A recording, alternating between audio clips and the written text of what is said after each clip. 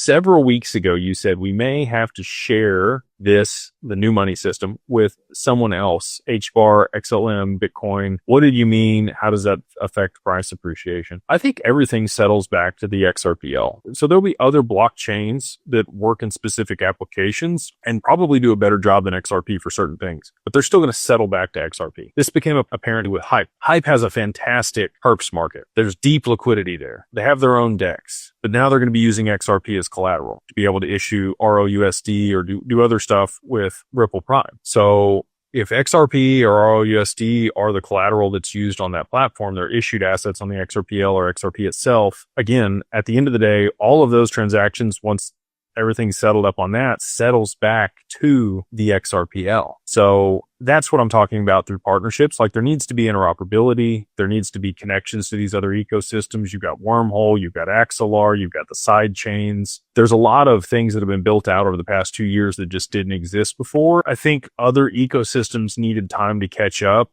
JP Morgan in particular, they had built out Onyx and they had JPM coin and they were trying to vie for that position. Nobody wanted to use that because it's a centralized stable coin that somebody else issues and they're the counterparty. And I think they finally came to that realization after Ripple wouldn't sell them the escrow, and then they were disgruntled about it and tried to compete against them and figured out they couldn't. And so then they had to bridge that back to the XRPL. And we got Axelar and we got the EVM sidechain. And that's Onyx's bridge back to the XRPL to settle back to the ledger. So, when I'm talking about other people participating in the ecosystem, it is, all of these other blockchains that need interoperability with XRP.